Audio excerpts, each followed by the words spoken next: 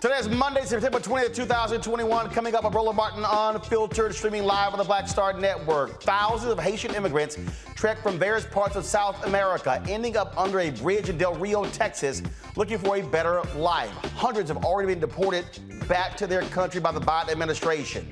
Folks, what is going on the border? What about these deportations? Why is America accepting Afghan refugees but sending back Haitians? We're going to have a full breakdown and report, talking to policymakers and advocates to understand what is going on and what can be done.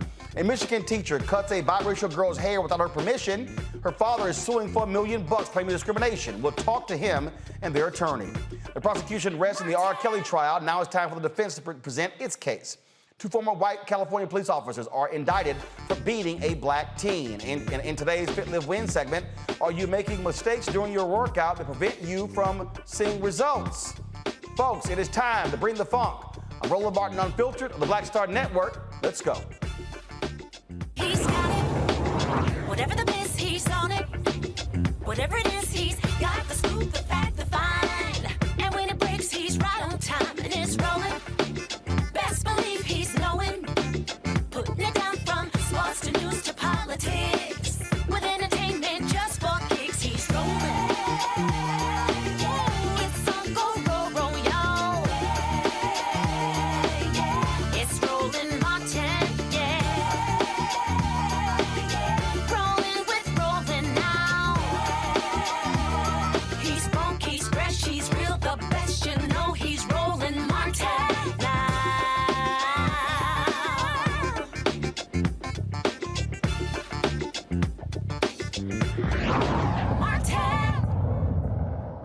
The United States is launching mass expulsion of Haitian migrants from Del Rio, Texas, as more than 12,000 sought entry. DJ Secretary Alejandro Mayorkas said the department is ramping up flights to Haiti and other countries. He held a news conference today in Texas. We in DHS are securing additional transportation to accelerate the pace and increase the capacity of removal flights to Haiti and other destinations in the Western Hemisphere. We are working to increase the capacity of return flights to Haiti and other destinations. We anticipate at least 1 to 3 flights per day.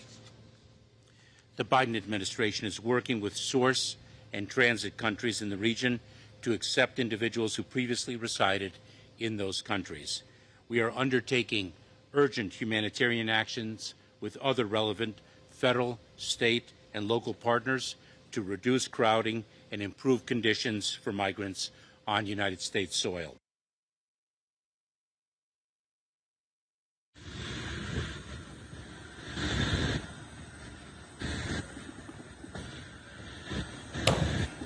Folks, 3 flights with 145 passengers each arrived in Port-au-Prince earlier today. More flights are planned for tomorrow. Haitian officials are asking the U.S. for a humanitarian moratorium, adding the expelled migrants will likely not accept the expulsion from the United States.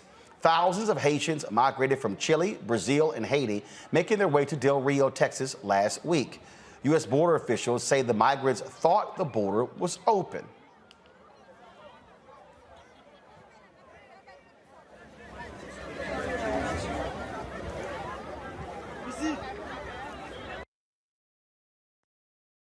Smugglers continue to recklessly endanger lives of individuals they exploit for their own financial gain.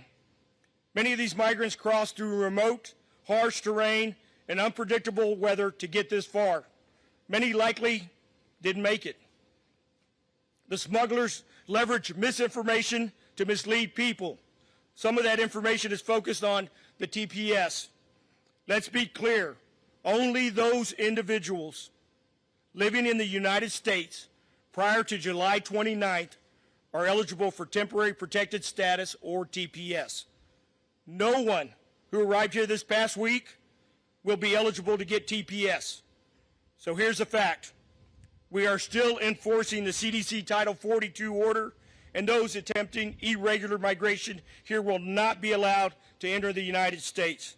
They will be removed and sent back to their country of origin as mandated under current laws. At today's White House press briefing, journalist April Ryan asked White House Press Secretary Jen Psaki why Haitian migrants are being treated differently than migrants from other countries. The process for Haitian migrants has always in this nation been different than other nations. You have people like Congresswoman Sheila Jackson-Lee, who's calling for equal treatment and fairness when it comes to the Haitians at the border. And overall, you're allowing Afghans to come in, Afghan supporters to come in, as well as Mexicans, and then Haitians are not allowed. Can you speak to that, the issue of equity and fairness? Absolutely, April, and I appreciate your question. Let me just take these different pieces side by side, right? One, our immigration policy is not about one country or discriminating against one country over another. We want to end that and hopefully put an end to what we saw over the last 4 years. Let me start with Afghan allies. Afghans who are arriving in our country are entering in a sanctioned an orderly process that includes vetting and security screenings led by the Departments of State, Defense, and Homeland Security. It's not about one particular country of origin, but we've outlined very specifically in here what those processes look like as individuals who are evacuated go to lily pad countries, go through security vetting before they come to the United States on a range of programs. As it relates to individuals who are coming across the border, wherever they're coming from, whatever country they're coming from, Title 42 remains in place. There are a range of programs that people who are in the country can apply for or may be eligible for, including TPS for Haiti, which is something that we still are continuing to look at and review. The Secretary of State, the Secretary of Homeland Security are constantly assessing circumstances on the ground that would necessitate a TPS designation for any country. And they've obviously made a couple of designations over the course of the last couple of months as it relates to Haiti.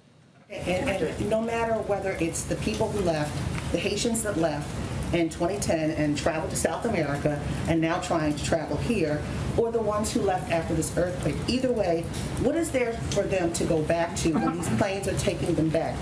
The nation is in unrest. The president was assassinated. There are gangs that people are scared of. Democratic rule is not necessarily in place. The people are calling, particularly those here in this nation, are calling for the elections not to be held, on time because of unrest there. And then you also have the issue of the earthquakes. So what is there to go back to? What are you deporting them back to?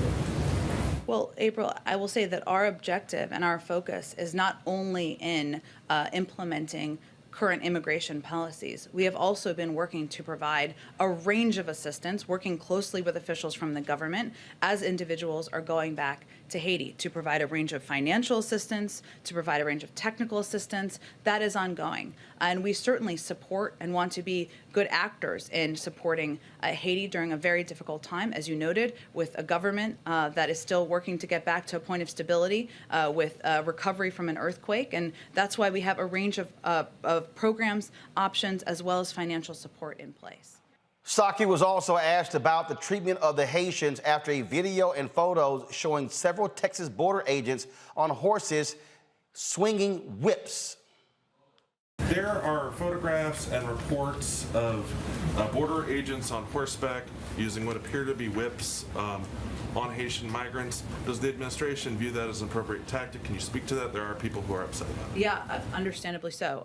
I've seen some of the footage. I don't have the full context. I can't imagine what context would make that appropriate, but I don't have additional details. And certainly, I don't have additional context. April, I don't think anyone seeing that footage would think it was acceptable or appropriate. And the DHS said it will be, it said Saturday that federal agencies will be partnering with the Haitian government to provide assistance to the returnees. Can you elaborate on what that assistance will entail exactly? You mean to the people who are returning to Haiti? Yes, we've been in close contact with the government about when people return, what that looks like. Let me get you some more additional details about what that looks like when they get on the ground. Go ahead, Yamiche. Thanks so much, Jen. I want to follow up on the question about Haitians and specifically these photos that are surfacing on Border Patrol agents seemingly using whips. I know you said that there's no context that it would be seen as inappropriate, so the question really is, why would this be happening under the Biden administration? Is this going to stop? What would I wonder sort of what are going to be the consequences if what we're seeing is what we're seeing? I mean, Yamiche, it's all good questions. We just saw this footage. It's horrible to watch. I just have to get more information on it. Again, April, I don't have more information on it. I've also seen the video. I can't imagine what the scenario is where that would be appropriate. I'm certainly not suggesting that, but we've just seen the footage earlier this morning. I know you said that you're still assessing it, but just to add, if this is what we see, is it the president's stance or the White House's stance that whoever these border agents are using what seems to be whips on migrants, that they would be fired or at least never be able to do that again? Of course they should never be able to do it again. I don't know what the circumstances would be. It's obviously horrific, the footage. I don't have any more information on it, so let me venture to do that, and we'll see if there's more to convey. Karen, go ahead. I think, April, I absolutely understand your question. I think I've been very clear about how horrific the footage is. I don't have more information. As a U.S. official, I have a responsibility to get more context and information. Just to know, I also emailed the White House today wanting to know specifically about the use of those whips. Have not gotten a response. We also, yesterday and today, asked the White House to send an official onto this show to explain what is going on. They did not make anyone available. Several Congressional Black Caucus members have spoken about the crisis in Texas. Representative Joyce Beatty, who is the chair of the Congressional Black Caucus, released this statement. I want to express my concern regarding reports of an urgent humanitarian crisis for tens of thousands of displaced Haitians at our southern border. I want to be clear that we are a nation of humanity and rule of law. My heart aches for the people of Haiti who are currently experiencing unimaginable political and economic upheaval. As we address the current surge of Haitian people, it is critical that we approach the situation focused on fairness and the safety of all involved. I will continue to fight to see that refugees are welcome in America, regardless of race or country of origin. I have contacted Secretary of Homeland Security Alejandro Mayorkas to request that he immediately assess the situation and ensure that humanitarian assistance, including lavatory facilities, food and water, is being provided to those being processed, especially children. I further requested that he provide a comprehensive briefing to the Congressional Black Caucus on the status of Haitian migrants and on whether alternatives exist for their relocation. Florida Representative Val Demings also issued this statement regarding what's happening there. She said immigration reform to protect dreamers, Florida farmers, TPS recipients, and essential workers is critical for our economy and our future. The Senate must move forward, and they should do so with the understanding that in a democracy, the majority should be able to pass legislation to serve the American people. However, let's also be clear that we are only in the situation because inexcusable obstruction by Senate Republicans has nearly shut down Congress's ability to work for the American people. The Senate must find alternate pathways to complete this work, and every Senate Republican should be held accountable for opposing immigration reforms that will protect workers and an estimated $1.5 trillion to our economy and create 400,000 new jobs. Later in the show, we'll be joined by Congresswoman Yvette Clarke of New York. Folks, let's now go to several guests. Joining us right now is Judge Carlos Moore. His president the National Bar Association, Brian Concanon, Jr., Executive Director of Project Blueprint, Patrice Lawrence, Executive Director of Undocu Black Network, and Jean-Jacques Judy, pastor of Walk by Faith International Missionary Church, representative, first of all, International Missionary Church. And Judge Carlos Moore, I want to start with you. What is the role the National Bar Association is playing along with the Haitian government or the people of Haiti regarding this crisis? Roland, the National Bar Association is simply calling for the rule of law to be followed. We do know that historically the United States has treated immigrants and migrants from Haiti differently than other non-Black migrants. And so we're simply asking for fairness, for humanitarian relief for individuals who have been devastated by a recent earthquake that has placed over 100,000 people, left them homeless, and then the political upheaval with the assassination of their president. They have no safe place to go. I'm going to Brian here. Brian, first of all, how did we get to this point here? Last year, of course, we had the deportation of Haitians back to the country. There was grave concern about COVID, not having, proper testing facilities in Haiti, returning folks back to that country. The Trump administration was doing that. Folks were blasting that. The actions that we're seeing right here from the Biden administration and under this DHS are shameful and despicable. And again, somebody has to answer how in the hell horses and whips are being used. That is certainly not the kind of image this administration should want to send out to this country and abroad.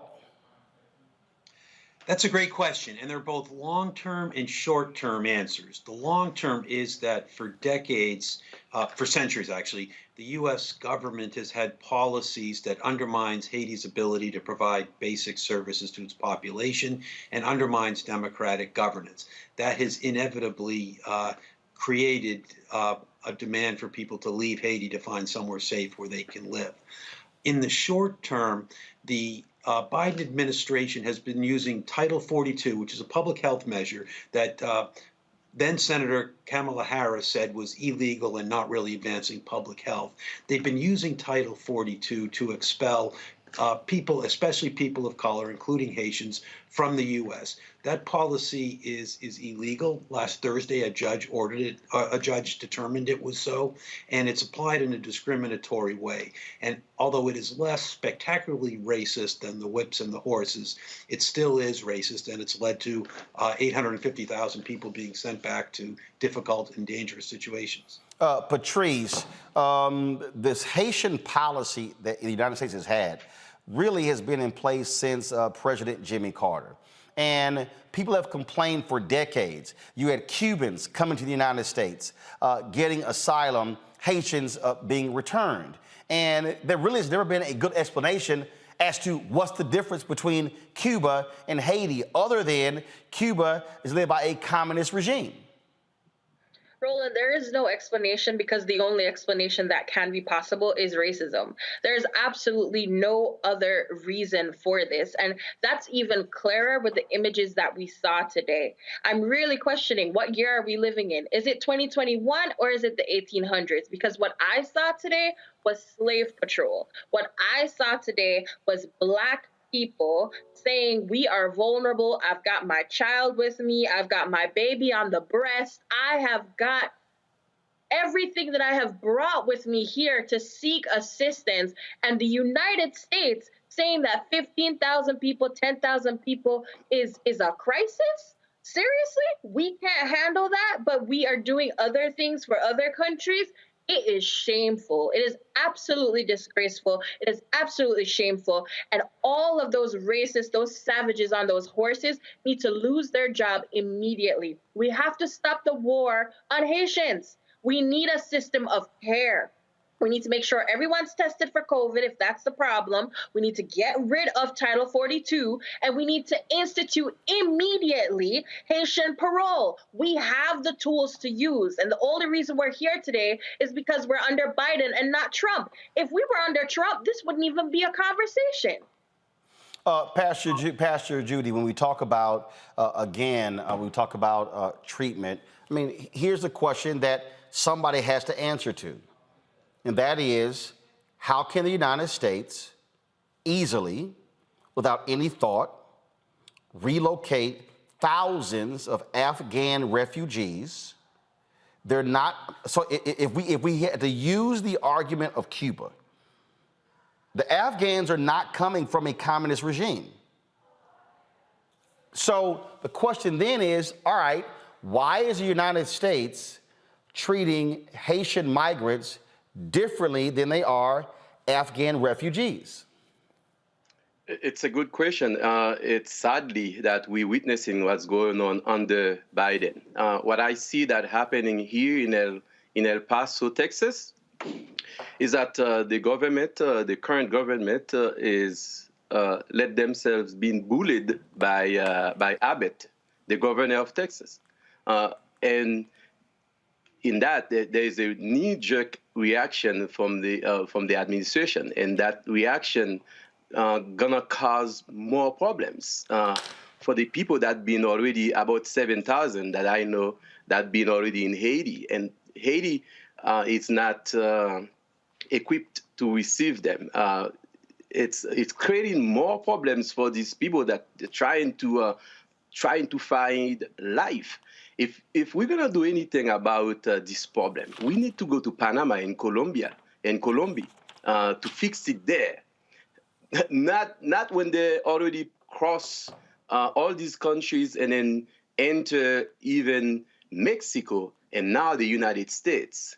The United States, like the speakers already said, understand the situation in Haiti. Haiti been ruled by bad politicians for decades. Like Brian and George Carlos was saying, it's bad governance that happening, international bad policy over decades, allowing puppets, allowing corrupt people to govern in Haiti over the last decades, and now we're doing a knee-jerk reaction to respond to this because Republicans who are already against us, against migrants, Republicans bullying, talk about it and so forth, and now the Haitian people are gonna suffer more and more. You're there in El Paso. Are you and your church members, are y'all corresponding with officials there? Are you offering any assistance? Have you actually been on the ground to assess what is going on here? Have y'all even tried to provide any sort of assistance, food, water, anything like that? So El Paso is 85% Hispanic and 3% African Americans, and then we have these 300 Haitians here in El Paso. The majority of the Haitians here in El Paso, not migrants, part of the military. I'm a retired captain from the United States Army. And the rest, it's like 60 families, Haitians, they're all military. So they cannot speak about the current situation. So I speak. Today, the county judge released numbers of Haitians being processed through El Paso from Friday, talking about 1,500, and then starting today is gonna be 500 every day. The process that I'm saying is that to take them to the airport and then send them back to Haiti. This process will not work. This process, like I said again, is gonna cause more chaos in the life of the people in Haiti. The people here in El Paso, I'm one of the black churches here in El Paso that I need to appeal to the black community. I cannot sugarcoat it. We are a minority within a minority, and the black churches here in El Paso know that they have not responded effectively to face this issue with me. Within the last 5 months, I've been receiving migrants, black migrants, black people here in El Paso. They know the stereotype in this city, and they have not come to address these issues to make sure that when a black migrant depart. So now, something very quick I'm going to explain you. when a migrant they finally get released from the so-called detention center that ICE and CBP operate here in El Paso, when they got released literally with the prison outfit and then the GPS monitoring system. And then they let them go through the airport and then to the planes just like that. That's not right. This is inhuman. This is un-American. We should never do that to people. We should never do that to them. Not because they're black. How we call in everybody saying, let's get the Afghans, put them in the military base. By the way, I'm here in Fort Bliss. You probably heard of Fort Bliss, Texas. We're here in this base where they put a lot of migrants. The people say, bring them. They say to bring them. And then now, in about 1 month, you do that to Haitians, you do that to Haiti.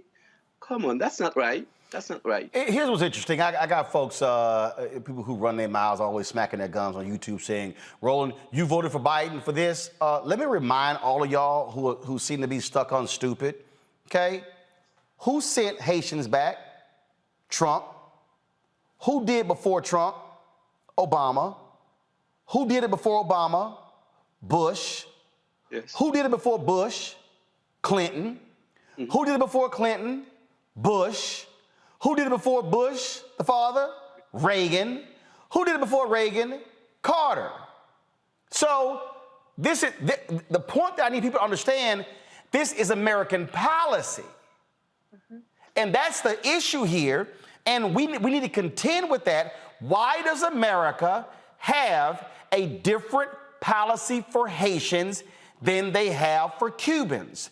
What exactly is the distinction for America freely accepting Afghan refugees or other refugees from around the world, but having a separate status for Haitians? So could someone answer to me, when someone is trying to seek asylum, what is the distinction that we offer in the country, again, Carlos or Brian or Patrice or Pastor, where you're facing persecution in your country, or the various reasons that we give in this country? Anyone?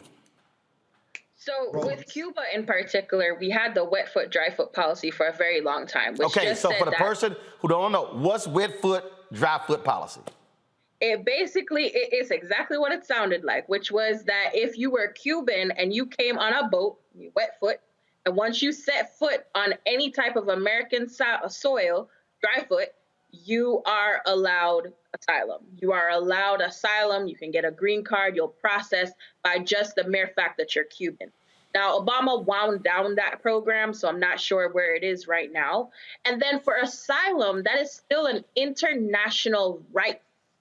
But under the COVID pandemic, which of course we're still in, Trump decided to say that he could use Title 42, something that's been around for a really long time. He could use Title 42 to deny migrants at the border. And at that time, as you rightfully say, Kamala Harris, Vice President, was one of the lead people who came out talking about how inhumane that was. And yet, under Biden, they are touting that same rule. So it's as if Trump is terrible, but his policies are not. Look at these images. These images that we are seeing are preventable. America has the money, the resources. They recruited overnight 400 civilians, supposedly, to go down to the border to facilitate with deportation. Why? Because they're at war with these individuals. They're at war with Black people. Black people do not deserve our care or our compassion, and they are not trying to actually make anything better. The other thing that we're not talking about, since you care so much about COVID, wear your masks. And why aren't you giving care to people? Are you testing every single person before they get on that plane? What are you giving them when they actually get to Haiti? And are you caring about whether or not they are themselves going to get sick when they land there? They don't care. They don't care. Haiti has nothing else to offer the United States government at this time. And that's just the end of it. If Haiti had what America wanted, they would do something about it. But at this point in time, Haiti doesn't have what America wants. And so we are going to treat people as if they are dirt. Worse than dirt, worse than dogs. The dogs would have been taken better care of. We see the way Americans treat their dogs. These people are being treated worse than dogs. I'm so sorry. I'm so angry today, extremely angry today, because this should not be happening. And Mayorkas is a hypocrite. Biden is a hypocrite. And so is Kamala Harris to allow this to happen. Also, a last thing, where did they get whips from? I really want a full investigation into CBP because this is unearthing and shedding a lot of light. Whips and horses? That's what we do? That's what we do to people who are vulnerable? Do you see any Haitians there with guns, with knives, with anything? No, you see them with the clothes on their back and the babies in their arm. Why are you whipping them? Why are you not offering care? Organizations are willing and able. They all know someone here in the United States who can sponsor them. They've got family members. This is cruelty. It's evil. Brian, go ahead. I think one answer to your question was answered by Frederick Douglass back in 1893, who was U.S. ambassador to Haiti. And he said that we were punishing Haiti because Haitians were black and they dared to be free. And I think, unfortunately, that is still the case today. As we know, the Customs and Border Patrol has white supremacism deeply entrenched within its ranks. And even this policy, Title 42, was started by Trump advisor Stephen Miller, who's a known white supremacist. And it was not done to stop COVID because he tried to use the same thing for mumps before COVID came along. He just wanted to help preserve the white majority in the United States. And that's what this is all about. And the Biden administration may not like that, may not like Stephen Miller's policies, but they are certainly continuing them, either because they like them or because they're unwilling to stand up against the white supremacists. And as long as people who profess to not like white supremacy are not willing to stand up against it, this is going to continue. Carlos, the reality is the Biden administration does have a problem. When you had then U.S. Senator Kamala Harris speaking out against this, now she is vice president. The other issue is this here. Biden also put her over the border. So the question now is, again, so this is happening. We heard from the DHS secretary today, have not heard from Harris, have not heard from Biden. We heard from the press secretary, Jen Psaki, just so people understand. And look, this is probably also very personal to Karine Jean St. Pierre, who was the deputy press secretary, because she's Haitian. And so, again, I reached out to the White House yesterday and specifically said I wanted an administration official on the show today. They got back with me saying the DHS secretary was having a press conference. I said, no, I want someone on the show to explain. No one was offered up. And so they have some serious questions to answer when you talk about this treatment here. And I specifically asked about the horses and the whips, did not get an answer.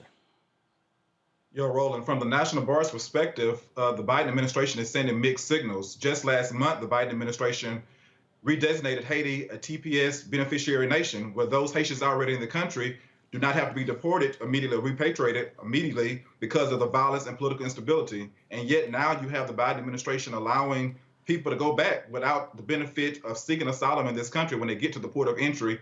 Or, it's baffling to the National Bar Association. So we're simply asking the Biden administration to stop sending mixed signals. Or are you going to do right or are you going to do wrong? You can't not do both. So the question now is what happens next? Because not only that, you also had conflicting statements coming out of Haiti, where some were saying we'll welcome them. Others like, hold up, it's a moratorium. So the other question is this here, what exactly is the Haitian government officially saying with regards to this crisis? Pastor Judy, can you answer that? One thing that we have not received any response yet, one question we ask, because the president of Haiti just got assassinated about a month and a half. Normally, for deportations to take place, the head of state, like a president, elected official, supposed to be the one signing, accepting those Haitians. Now, of course, there's so many corrupt officials in Haiti right now working with the U.S. Embassy that probably work some deals. Questions need to be answered about how do they accept those migrants, those Haitians. There's some Haitians that left Haiti after the earthquake. They already settled in many places.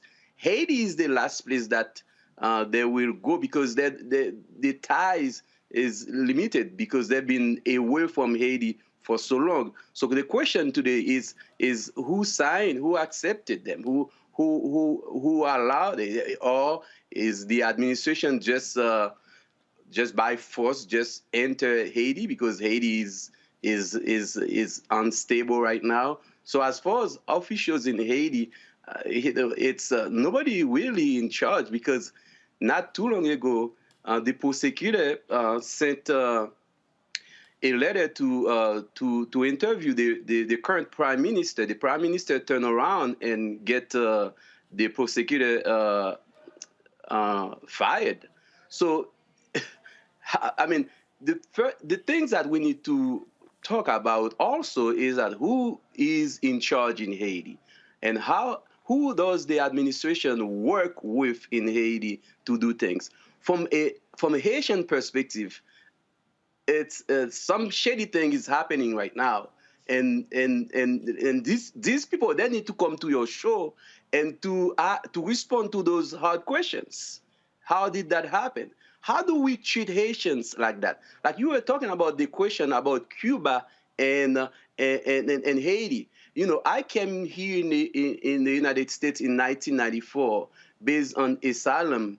My asylum application from Haiti was granted because when I was in Haiti, I was working in Radio Classique in Haiti. So there was nowadays when the Haitian, even though they have credible fear of persecution, torture, and death, they say that, oh, it's all economical because they don't have anybody that talk on their behalf. Cuba have a lot of people talking on their behalf. Now I'm appealing to the African American community to start helping us, to start helping this country in the Caribbean that's been so long been mistreated, abused by the U.S. and by their own. Well, in fact, on that particular question, I mean, I raised this question a couple of months ago, and I said, in terms of, look, there's a very strong Cuban-American alliance, groups that are in this country, especially in Miami-Dade. And everyone keeps telling me that you have these very strong Haitian-American organizations. Okay, the question is, where are they? You know, who right now is doing the lobbying? Who is doing the pushing on this administration? Who is reaching out to black media? Who's doing that? I mean, do any of you know, how are they being organized to do this? I reached out to a couple of folks, and they were like, hey, call this state official in New York, call this person here. And so, Patrice, what is happening there? Are they marshaling the forces to be able to drive this? Or are they going to be on black radio? They're going to be sitting here, even planning impromptu protests outside of the White House or anywhere in D.C. What is happening there? Yeah, absolutely. So I'm here because I come from an organization that it has Haitians, that we are undocumented black people all across the country. So that's the first part of it. There are other people that I know that are on the border right now. I know Haitian Bridge Alliance, Gerline Joseph, she may have been on your show before, and she is currently in Del Rio. She's been there since last week. She's monitoring what's going on. We are present. We are there. When it comes on to protests and stuff, I'll tell you from my experience even, and I've had a few protests in the Capitol. I'm here in Washington, D.C. When we have protests, do you know how they greet us? They greet us with dogs. They greet us with dogs going in and out of who we are, whether or not we have Congress people present. The way that they treat us is so bad. so bad. So of course, we'll continue to do that. We'll continue to rally. We'll continue to do all the things. But we just finished that fight, actually, for Haitian TPS. And when that was granted, Secretary Mayorkas came to Miami, and I was there in Miami, and he said, oh, I love the Haitian people. I'm going to help the Haitian people. I'm so sorry it took me so long to designate TPS. And yet, a month after the designation has been extended, this is where we are. It doesn't make sense. You know why it doesn't make sense? Because it is not being done for humanitarian reasons. It's all politics. It's all politics. And so they're going to listen to who they want to listen to. Extremists, the Republicans, the favor that Biden is supposedly trying to curry for whatever reason, and others who are scared of the situation and scared of Black people. Plain, straight, and simple. But we'll continue to use our power. Why doesn't the mainstream media have us?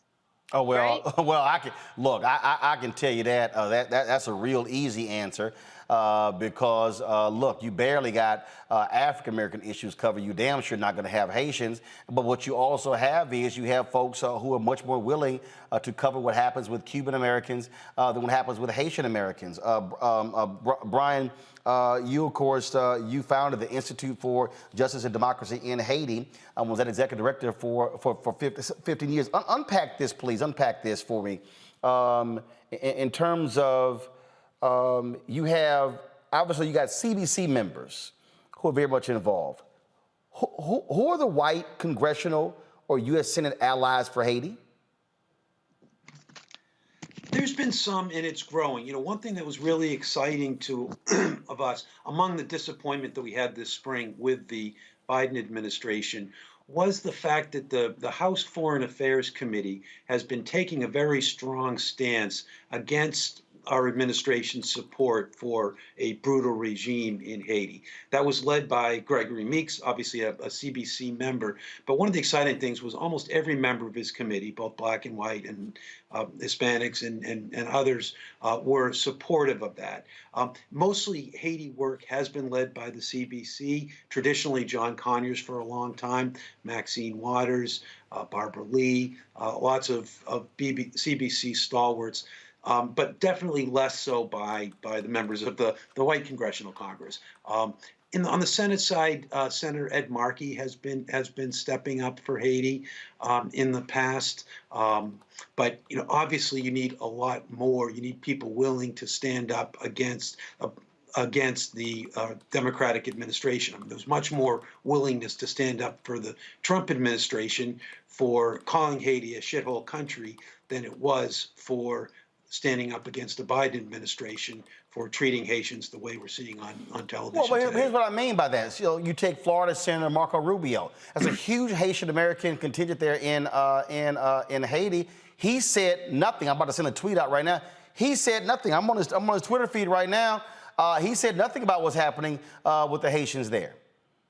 Yeah. And I think that's been the position of most members of Congress, Republican or Democrat.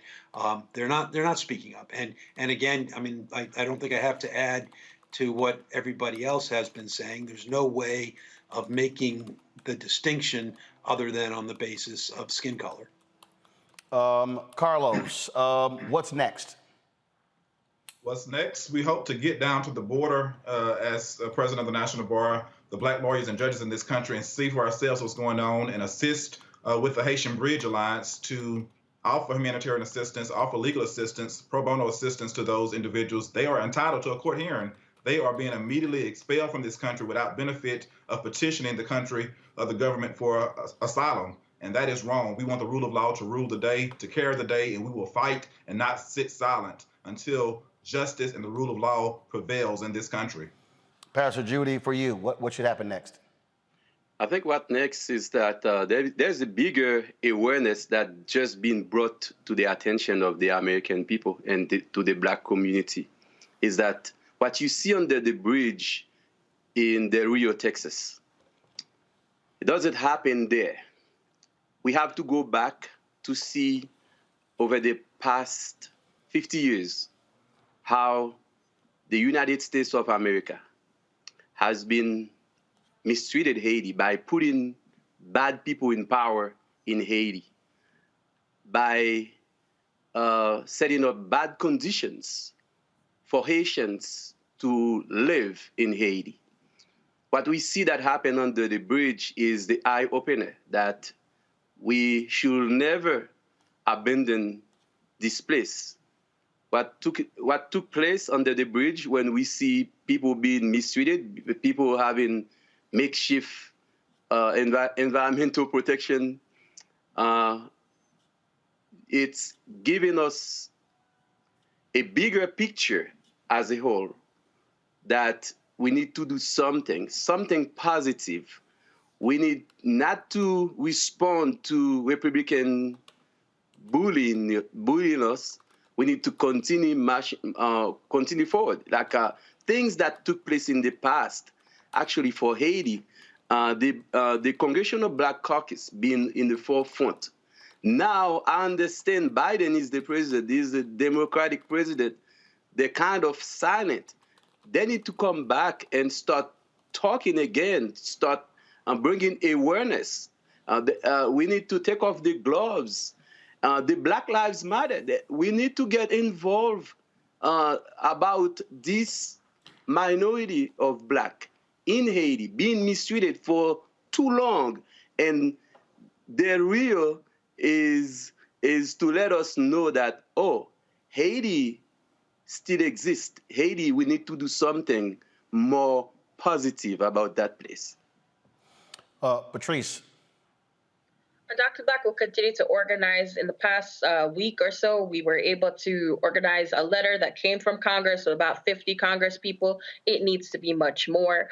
We had another letter that was sent to the administration that had over 300 advocate organizations, national, state, and local. It needs to be much more. And we are calling on all of the viewers to treat this situation as how they treated the kids in cages. Let the whips on horses be the same reaction as kids in cages. And we're going to call for more people to do that and for Biden to institute humanitarian parole for Haitians immediately and end Title 42. There should not be a flight tomorrow after what we witnessed today. All right, folks. Look, we certainly are going to keep our focus on this, and we want absolutely someone from the Biden administration to come on to explain this policy, especially Title 42. In addition to that, expect to be hearing more from Congressional Black Caucus members, Congresswoman Yvette Clarke. They're actually in a meeting as we speak with Vice President Kamala Harris on another issue, and hopefully when they come out of that meeting, we'll be able to hear from Congresswoman Yvette Clarke. So Judge Carlos Moore, Brian Concannon, Patrice Lawrence, and Pastor Jean, Jacoby, Judy, I certainly appreciate all of you being on the show. Thank you. All right, folks, gonna take a break. We come back, we'll have our panel, and we'll unpack this further and break down other news right here on Roland Martin Unfiltered, streaming live on the Black Star Network. Back in a moment.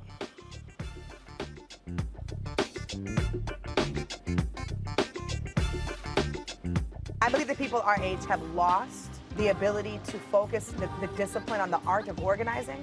The challenges, there's so many of them and they're complex. And we need to be moving to address them. But I'm able to say, watch out, Tiffany. I know this road. That is so freaking dope.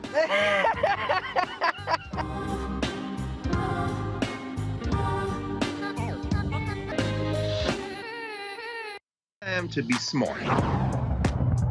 Roland Martin's doing this every day. Oh, no punches! Thank you, Roland Martin, for always giving voice to the issues. Look for Roland Martin in the whirlwind, to quote Marcus Garvey again. The video looks phenomenal, so I'm really excited to see it on my big screen. Support this man, Black Media. He makes sure that our stories are told. See, there's a difference between Black Star Network and Black-owned media and something like CNN. I got to defer to the brilliance of Dr. Carr and to the brilliance of the Black Star Network. I am rolling with Roland all the way. Honored to be on a show that you own. A Black man owns the show. Folks, Black Star Network is here. I'm real revolutionary right now.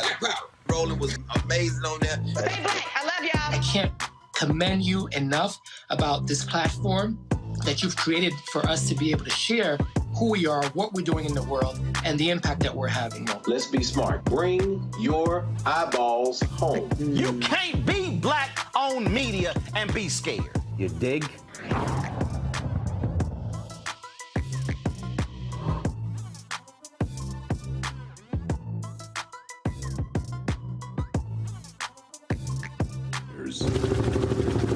America lost 58,200 soldiers in Vietnam. Under Ron DeSantis' disastrous leadership, Florida has lost 47,000 people to COVID. Every day I come to work, I feel like I'm going to war. I feel like it's a battlefield.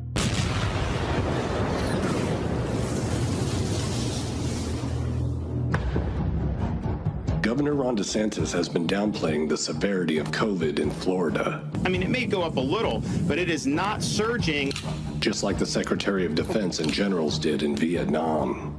We will prevail in Vietnam over the communist aggressor. Now they're accusing you of creating, quote, an artificial decline in deaths and misleading the public about the surge coming to an end. What is your take on all this? So first of all, it's just a totally false partisan narrative. Comments on civilian casualties have been used in the United States for political purposes and have been greatly exaggerated. There's been a lot of misinformation. Soon Florida will surpass the number of Americans dead in Vietnam. The fact is, we're no longer in a state of emergency. ICUs, most cases are just overflowing at this point. Governor Ron DeSantis has said that hospitals have it under control. ICU nurses are at their breaking point. In my whole nursing career, I've never seen anything like it. The war in Vietnam is going well, and we will succeed. Robert McNamara, Secretary of Defense. 40 to 50 ambulances in the county have to wait an hour or more to offload their patients because there aren't enough beds. 1,200 dead of COVID yesterday in Florida. That's not the total for a week or a month, but one single day. More people are dying now than ever before during the pandemic. So you're going to give a speech or are you going to ask a question? Refrigerated trailers are in place at several hospitals to expand hospital morgue capacity. Ron DeSantis' disastrous leadership has turned Florida into its own Vietnam. Yet we were wrong. I believe we were terribly wrong.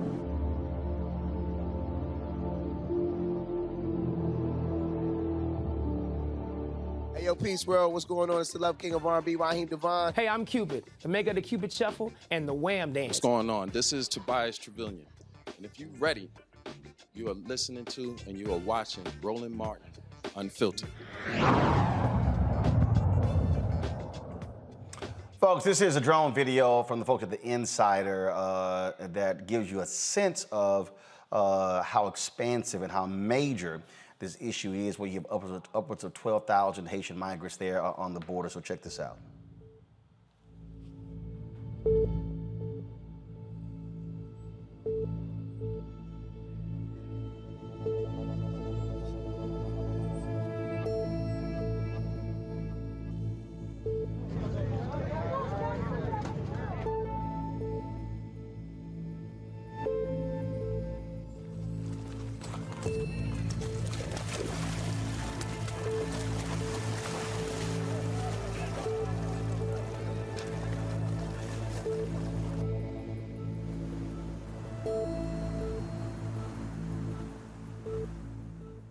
Estamos pasando súper mal, la familia le manda plata a nosotros y nosotros no podemos comer, tenemos niños y sin pañales, mira, ahora tengo que cruzar al lado mexicano con la plata mojada para poder ir a comprar algo para el niño y no tenemos nada ya.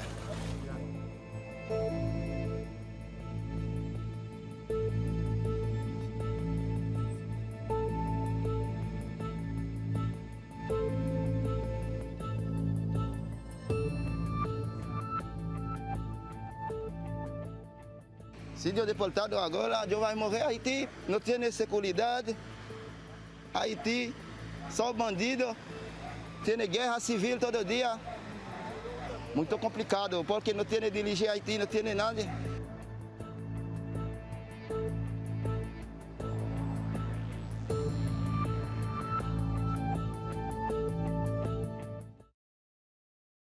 Again, is quite devastating there. I was bringing my panel right now, Caleb Bethea, Communications Strategist, Johan LeBlanc, National Security and Foreign Affairs Analyst, Dr. Omokongo Dibinga, Professorial Lecturer, School of International Service, American University. Glad to have all of you here. Johan, I'll start with you, your assessment of how significant and serious this issue is, and what must the Biden administration do to deal with, obviously, these shameful images? Absolutely, Roland. I think that, one, we need to look at the rule of law and see what it says, right? And as we know, for asylum, these folks are obviously at the border because they're seeking refuge. So I believe that they should be allowed, be afforded the opportunity to engage in a critical fear interview and for the administration to ascertain whether or not they are eligible for asylum, to apply for asylum, and so forth. So I think that the rule of law needs to be applied here like it has been applied, like it's always applied with other immigrants that are not black and brown, right? And also I think that the Biden administration needs to certainly treat those migrants with dignity. And I understand if you're going to repatriate them, while I do believe that their rights are fundamentally being violated under international law and even some of the domestic laws here in America under the Immigration Naturalization Code, but at the very minimum, the administration must treat these migrants with dignity. For example, one woman who was sent back to Haiti, she was repatriated back to Haiti. She said, I don't mind that they sent me back to the country where I'm from. That's not the problem. But the Biden administration should have treated me like a human. And I think for all of us, whoever you are watching these images, we should all feel uncomfortable because we put Biden in office. I myself voted for President Biden because Biden told us that he was going to restore America's dignity. And right now, that's not what he's doing. He has continued with Trump's failed policies as it relates to the treatment of immigrants, in particular, Black immigrants. So the Biden administration needs to comply with the rule of law and treat those migrants with dignity. Omokongo, this obviously, you have an administration that is under intense pressure from the right wing. Let me just give you a sense of why I'm saying that. So go back to my computer, please. So if I scroll down, I just click videos. If you look at, a lot of the folks who are reporting on this, what you're seeing is yes, Sky News, you're seeing CNN, but guess what, Democracy Now! But also you're seeing Breitbart, Daily Caller, a lot of these right-wing websites. And so what's happening here is that the right wing has been putting massive pressure on President Biden over the issue what's happening on the border because they have been making this a political wedge issue. And so there's even, you see this, just so y'all understand what's going on here, I'm going to play this. I'm not going to play a lot of it, but here you got Senator Ted Cruz, Cuban immigrant, okay, dropping this video that Breitbart pushed out. Cruz blames Biden for inhumane Texas migrant camp. They're pimping what's happening here with the Haitians. That's what the right is doing here. And so when you go to Twitter, you look at who's pushing out the videos right here, Daily Caller. There's a reason why the right is doing it. They don't give a damn about Haiti. Yeah, absolutely right. Absolutely right. And they're going to push any single narrative that they can to act like they care about us. And yes, we can talk about how Biden can't win for losing when it comes to this because he's going to get hit from all sides. But we need to focus like you just did for this last hour on the side that we're on and hitting them. Because as the last panelist said of the last segment, those flights need to stop tomorrow. All these Breitbart and all these guys, they're going to take every single thing that they can. But we need to keep this activism going. We're talking about freaking whips, Roland. Whips, man. It's like 1821 or 2021. Biden has all of this talk about restoring dignity and the like, but his policies, whether we're talking about Iran, Cuba, Canada, and now this, is continuing what Trump did. And we put these people in office right now, and really at the end of the day, Ted Cruz and all of these guys, they can go and sit themselves down somewhere. We got to continue to fight for our people on this border. Like the pastor said, where the churches, just where are we right now, Roland, right? And nobody's giving it the type of attention that you're giving it right now. And so we need to keep the fight up. Biden, Harris, who's supposed to be on the border handling this stuff, these are our people, man, and they're being treated like animals. I've never seen this on the border, whether we're talking about the kids in cages, whether we're talking about Cuba, whether we're talking about Mexico, none of this. And you're sending people back. One story, you're sending these guys back to Haiti, and I appreciate what our sister was saying about they didn't mind being sent home, but we also have people who do mind being sent home. One brother said he was 12 the last time he was in Cuba 10 years ago. And he's like, they just dropped me off, and I don't know where I'm going to sleep tonight. You put them on a plane, don't tell them where they're going, and you put them, as the pastor was saying, still in their detention garb. This is not the United States of America. This is the United States of inhumanity, and we cannot stand for this. Kelly, when we look at what's happening, you heard the pastor there, you heard the man even in that video who says, yo, we don't know who the hell is in control in Haiti. It is a country that is rudderless when it comes to leadership. You have the investigation, the assassination of the president. You have folks saying that the prime minister was involved. I mean, you have all sorts of different things there. And so you heard that man say it's civil war. It's thugs and gangs being in control. Folks are afraid of their lives. It's utter chaos.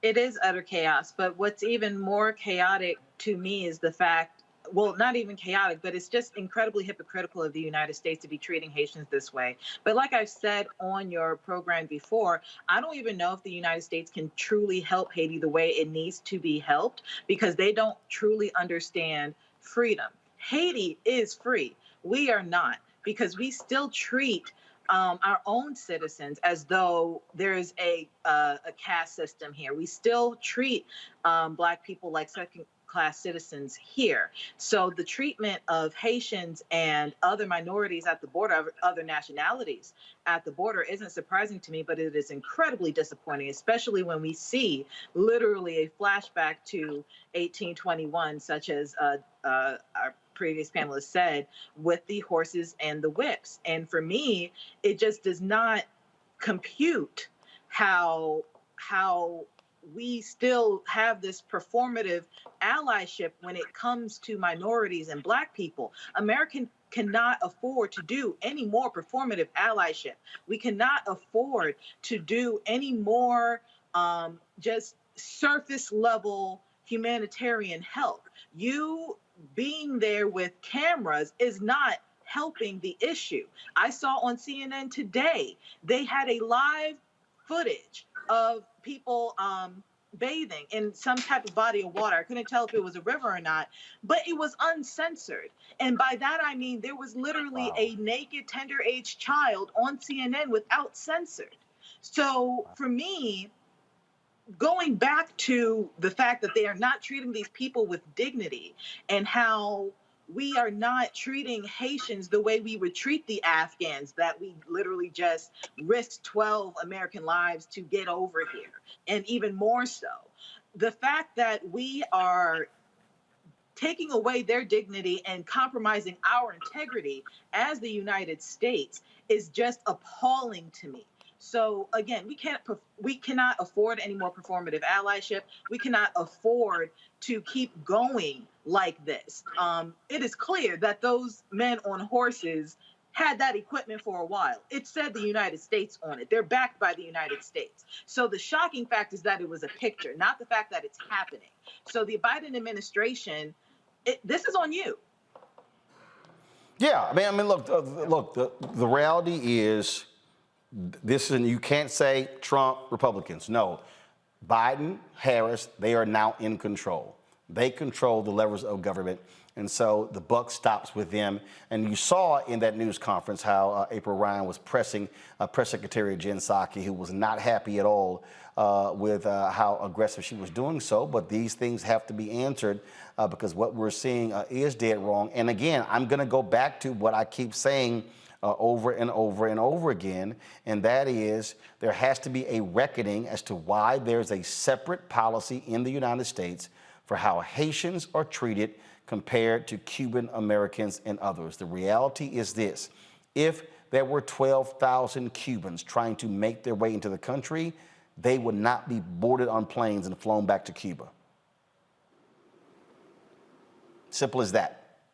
Simple as that. So that absolutely must be dealt with. All right, folks, I got to go to a break. Johan LeBlanc, we certainly appreciate it. Thanks a lot. When we come back, folks, we'll talk more on Roland Martin Unfiltered on the Black Star Network.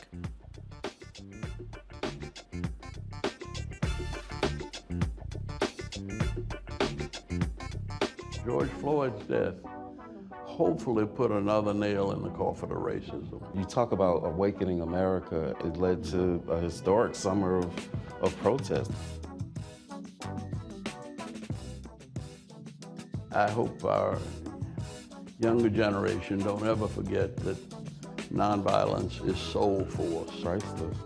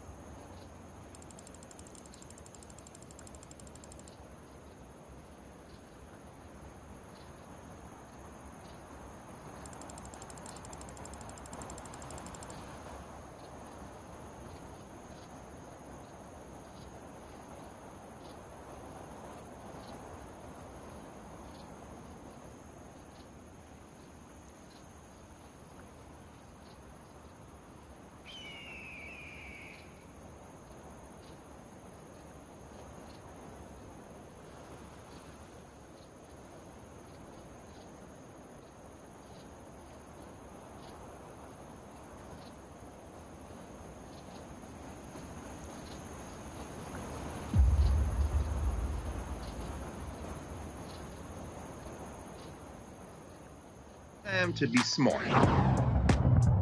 Roland Martin's doing this every day. Oh, no punches! Thank you, Roland Martin, for always giving voice to the issues. Look for Roland Martin in the whirlwind, to quote Marcus Garvey again. The video looks phenomenal, so I'm really excited to see it on my big screen. Support this man, Black Media. He makes sure that our stories are told. See, there's a difference between Black Star Network and Black-owned media and something like CNN. I got to defer to the brilliance of Dr. Carr and to the brilliance of the Black Star Network. I am rolling with Roland all the way. Honored to be on a show that you own. A black man owns the show. Folks, Black Star Network is here. I'm real revolutionary right now. Roland was amazing on there. Stay black. I love y'all. I can't commend you enough about this platform that you've created for us to be able to share who we are, what we're doing in the world, and the impact that we're having. Let's be smart. Bring your eyeballs home. You can't be Black-owned media and be scared. You dig?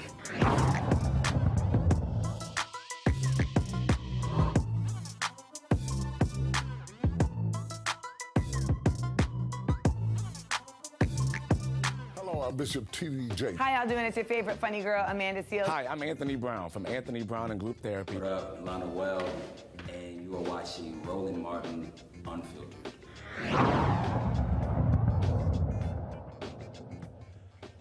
Prosecutors in the R. Kelly sex trafficking trial rest their case after calling 45 witnesses over the past month. Several women and 2 men in Kelly's inner circle testified he was grooming them for unwanted sex and psychologically tormenting them. The defense will now begin calling former Kelly employees to cast doubt on some of the accuser's accounts. Kelly has denied any wrongdoing. Kelly Bethea, I'll start with you.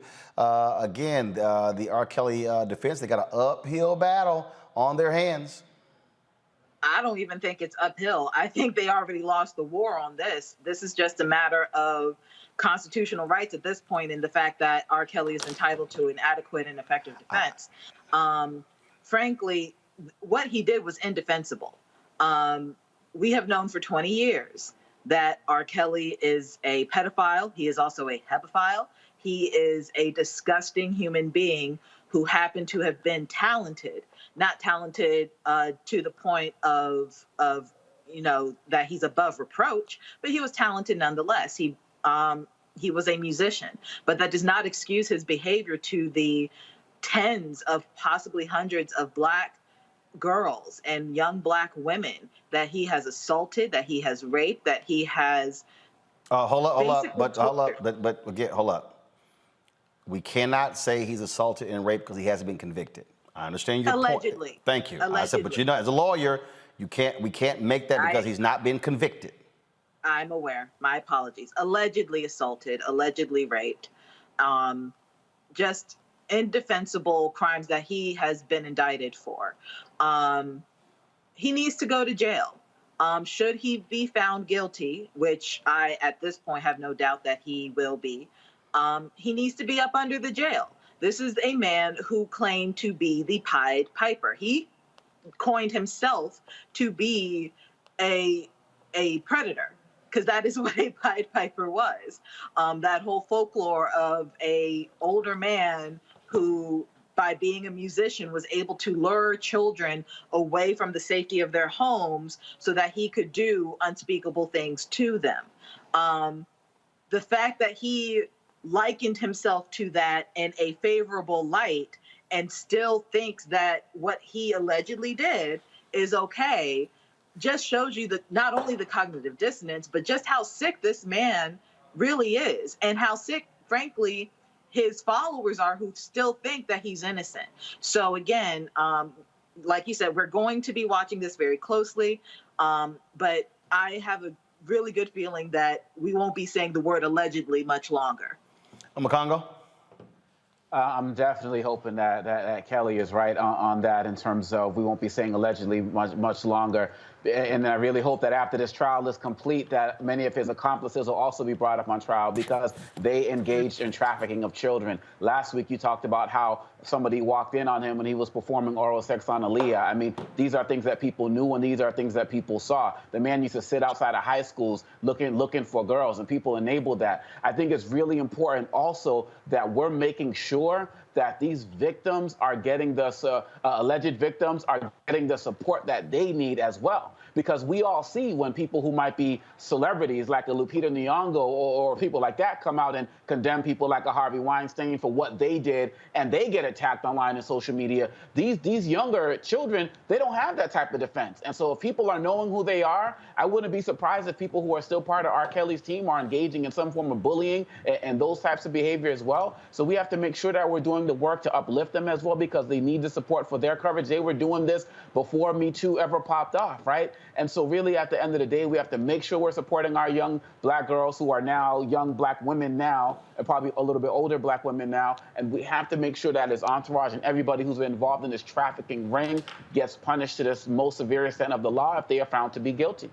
So we certainly will see what happens now that the defense now has their time. All right, folks, so let's go to Michigan, where, crazy story, a Michigan father is suing a school district for cutting his daughter's hair. Biracial, but did it without permission.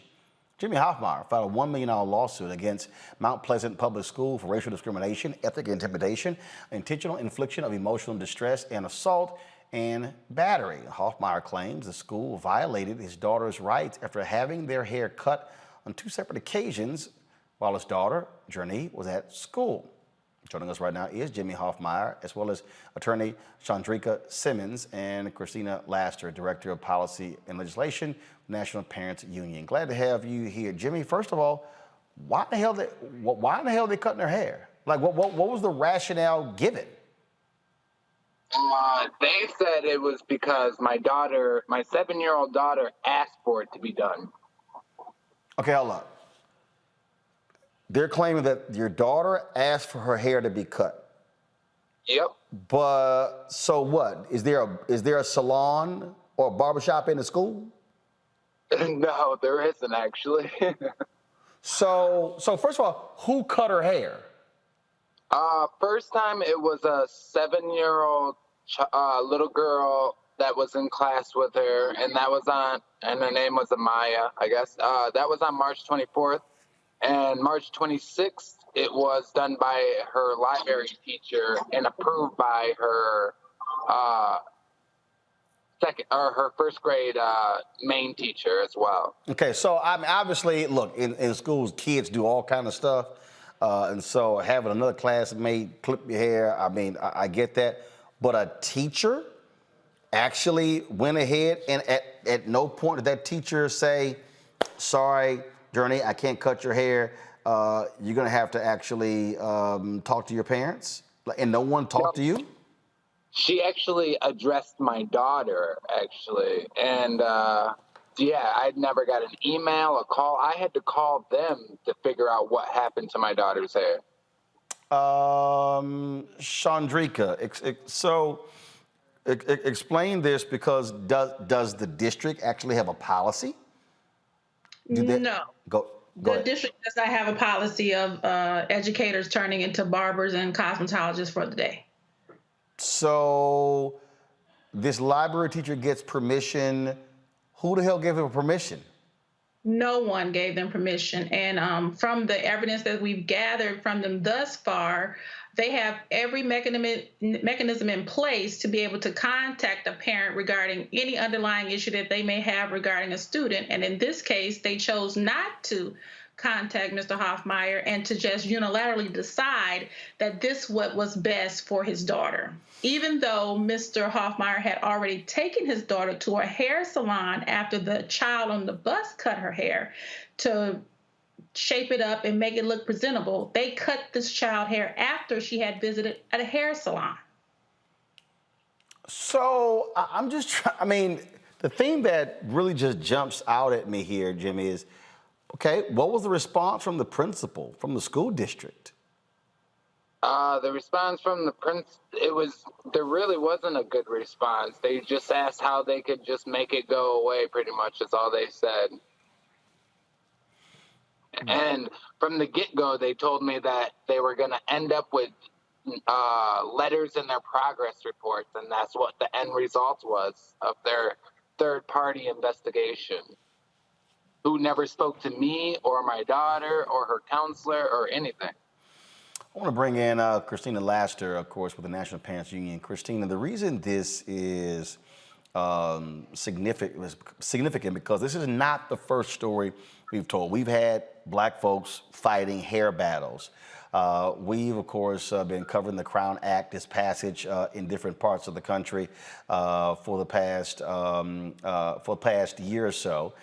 And the thing that really that jumps out is just this constant desire to cut black kids' hair. Right. And so basically we see that Mount Pleasant would like the public to believe that this is an isolated incident, but we know that it is not. And there is a pattern and a history of hair discrimination, right? And now we're seeing that permeate throughout K-12 schools, where children are either forced to comply or assimilate immediately if they're involved in athletics or whatever the case may be. This takes it beyond the norm of asking the student to cut their own hair to they took that action into their own hands without parental permission or consent. And so this is why it's vital to have accountability mechanisms like the Crown Act that specifically say you cannot do these things and under these certain conditions, because apparently common sense was not so common that day. In terms of what is the next step, first of all, with your lawsuit, Christina? I'm sorry, Chandrika, your next step for the lawsuit? So right now, we filed a lawsuit last week in the Western District. The lawsuit, however, will be moved over to the Eastern District, most likely in a couple of weeks. Once that is moved over, we will serve the defendants with the lawsuit and go from there. What we're seeking is some type of justice, because the response that we received these months that we've been trying to reach a resolution with the school district on this matter is so nonchalant, so not taking accountability for this occurring to this child. And I don't think they understand the underlying issues, that this is a cultural issue and there needs to be a cultural change in the Mount Pleasant school districts. I've been reading comments about this lawsuit since I filed it, and I see that there's a cultural divide as to children of color and their hair versus others in their hair. But I would like to say this. If anyone had a child in public schools and they came back home with their hair cut, they would be livid. Jimmy, obviously you get a response from the principal. How about the school board? The school board, we haven't gotten any response from, really. We've tried to show up at school board meetings and have them address things, and they've never responded back. Wow, well, that is certainly very strange there, and I must say, Christina, we keep seeing this, and for a long time you had black parents who, played the get along game. Now you got people who are saying absolutely not, especially since you have more African Americans who are wearing natural hairstyles and are fighting a lot of these dress code policies that frankly discriminate against black folks. Right. And what we do know is that we can't legislate hard changes, but we can legislate justice, right? This is the importance of having the Crown Act in places for accountability, because as you heard from Jimmy Hoffmeyer, we try to use the proper protocols and procedures to address the school and the school board and ask for them to hold themselves accountable, but they were unable to do so. And so as the public may see it as, oh, just a ploy to, try to raise suit and get money, that is not the situation. We actually went through the proper procedures and channels to try to get them to hold themselves accountable. But what we realized is that they were not willing to do so. And so now we will pursue justice in the court and remedy in the court. And that is just basically what I admonish all parents to do in situations like this. Don't just leave it in the hands of people that aren't willing to hold themselves accountable. Pursue justice by every means. All right, then. Jimmy Hoffmeyer, Chandrika Simmons, and Christina Lastra. I certainly appreciate it. Thanks a lot. Let us know what happens with this case. Thank you. Will do. Thank you very much. Omakongo, I want to start with you. Again, this is a constant attack on blackness. This is why the Crown Act should be federal law. There have been different states and counties that have actually passed it, but it actually should be a federal law that deals with hair discrimination. It absolutely has to be. And I'm glad you asked the question about the school board, because this is actually connected. I'm thinking of a story from the York Central School Board in Pennsylvania where they've banned a whole bunch of books and, this whole critical race theory faux argument. And they're banning books like about Rosa Parks and so on and so forth. But, they're just banning books with brown people in them. And one of the books was Hair Love. Right? A book that was widely celebrated for showing the beauty of young black children's hair. And so when people think that these are isolated incidents, this is systematic. I'm thinking about that wrestler who had his hair cut and still went out there and won the match. We need the Crown Act to be federal and all of the parents out there. And for these teachers and these librarians and whoever who feel like they can just have the right to have access to our bodies in any way, shape, or form like this, I'm glad that there's national attention to this, because that father deserves better. That child deserves better. And so the Crown Act needs to be the case. It needs to be federal. But we also need to realize that this is also connected with everything that's going on in these school boards against, quote unquote, critical race theory being taught in schools. This is part of that whole movement that these guys are after, and we have to continue to fight it. Kelly, again, whether it's that wrestler, where they told him, look, I'll cut your hair, are you going to get disqualified? Whether it's the case for the brother in Texas who was say you can't graduate because of your hair violates the Texas dress code. It's just nonsense. All of it's nonsense. And you see how my hair is today. Like, I have come across some discrimination regarding my hair myself, and it always irked my soul, considering how my hair had absolutely nothing to do with my intelligence. It had absolutely nothing to do with my skill set in that job or that meeting or that, that event. My hair is my hair, and it should never have to be a political statement just being yourself. So I personally commend the father in this situation because he is a lot calmer and than I could ever be. But granted, this happened back in March, so maybe the acute anger has subsided. But I commend him for his grace on this issue, and I also commend him for actually not only standing up for his daughter, but at this point, he's standing up for all the kids who are in this jurisdiction who have similar issues regarding their hair, because their hair should not be an issue at all, and yet it is. I had questions regarding the status of the Crown Act in Michigan. Like Doctor said just previously, it should be federal law, but until that point, every state should have some type of legal safeguard when it comes to hair discrimination. That's why the Crown Act was even legislated and designed for legislation in that regard.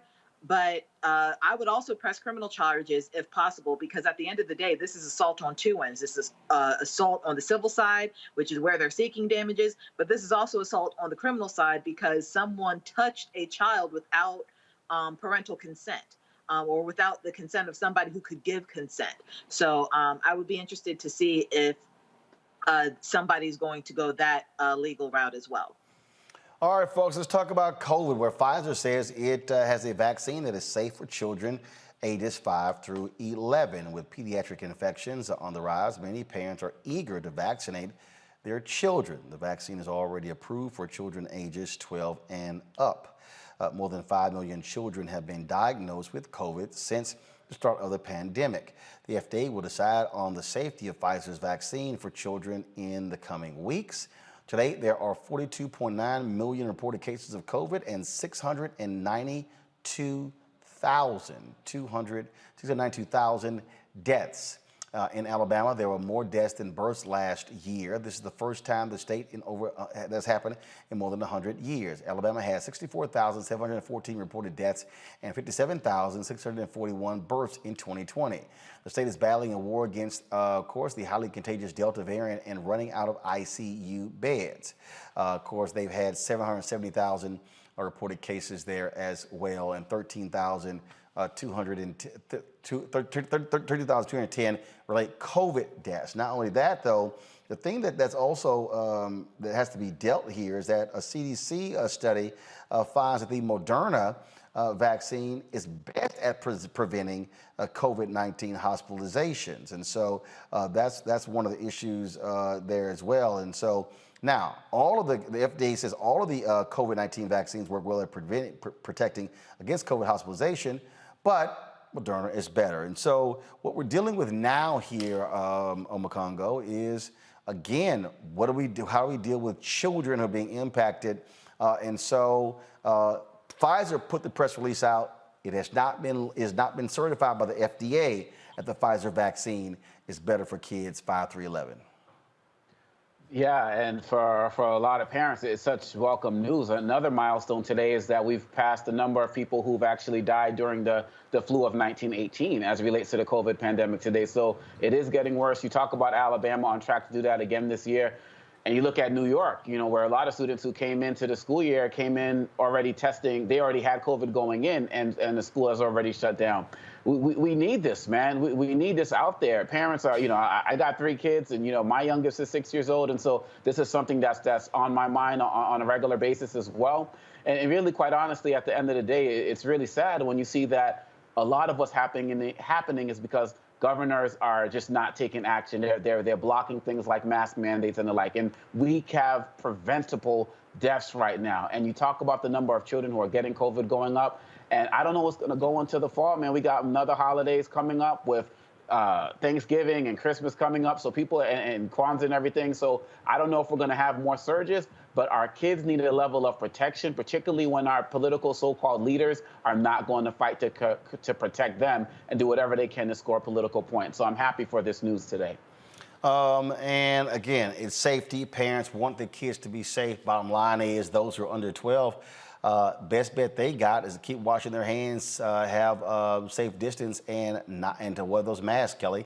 But the problem is you got these Republican governors who are fighting mask mandates in schools.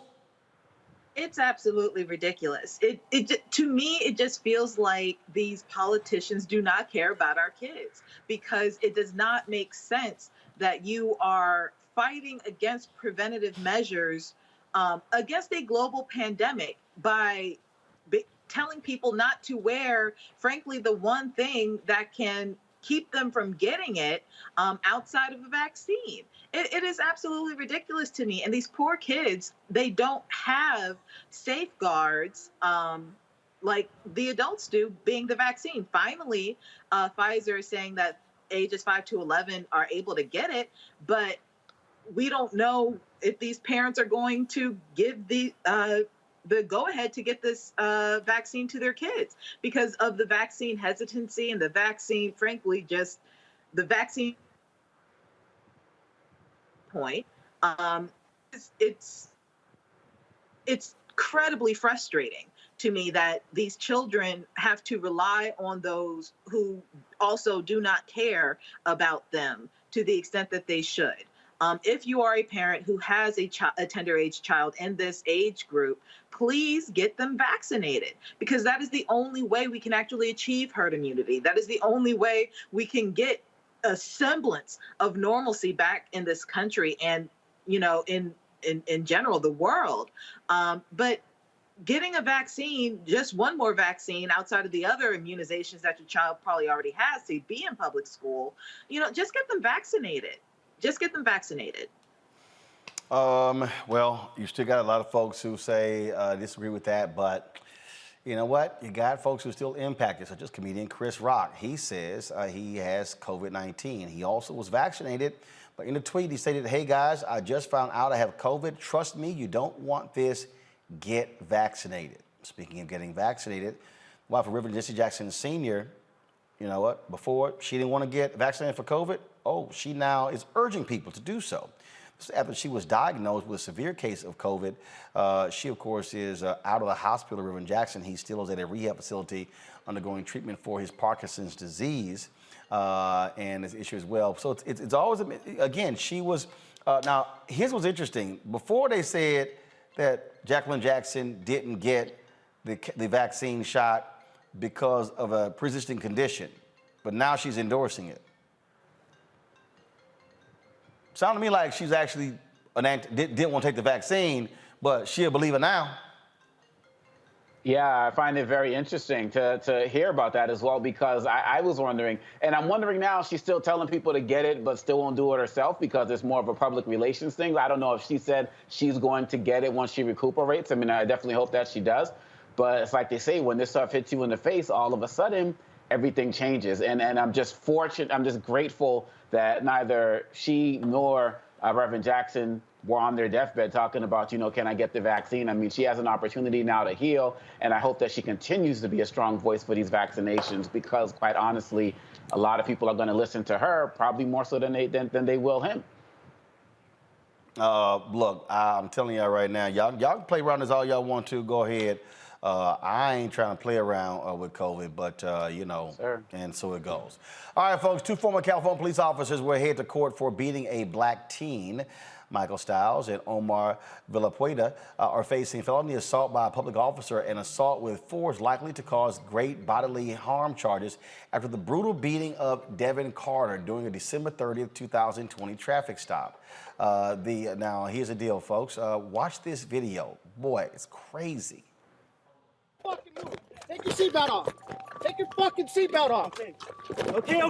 I'm down. I'm down, mother. I'm not resisting. Ow. Get off. I'm not resisting. I'm not resisting. Yeah, you are. Give him your hand. Give him your hand. Give him your fucking hand. Give him your hand. Give me your fucking hand. Give him your hand. Fucking hand. Ow. Give him your hand! Here. I'm on it. I'm done. I got one. Give him your other hand! Ow! Give him your hand! Give him your hand! Your fucking hand, asshole! There. Ow! Yank it. Ow! Yank it.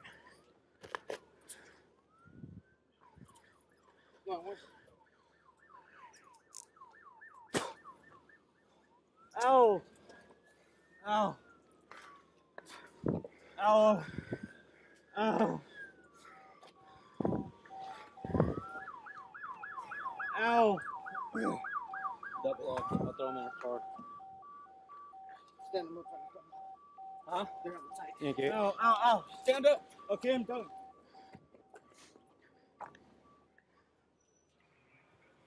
I keep saying, Kelly, the only way you deal with these thuggish cops, you got to indict them, convict them, send them to jail, and take their pensions. That's all. Because at this point, it is absolutely ridiculous. I personally had to, mute my phone and everything because I can't keep watching videos like this. I know that they exist. I know that it's still happening, but I personally cannot handle any more trauma to my Black brothers and sisters being imposed upon by racist police or racially biased police. Because it's not just white people, white cops doing this, it's also Black cops. But the fact that it is still this pervasive it is triggering, it is traumatic. I can only imagine how scared that young man was on the ground. He's literally screaming, he's not resisting. And by the looks of the video, the pieces that, I have seen previously, he wasn't resisting. But further, it was just excessive force. It was just excessive force. Like, it does not make sense to me how you have every facet of defense and tactics imaginable at your disposal to subdue a suspect in any regard, and you choose to go the most extreme route of violence just because you think our skin is a weapon. It is absurd, it is racist, and they should be up under the jail at this point, because what they did was absolutely disgusting. Yes, they've been fired.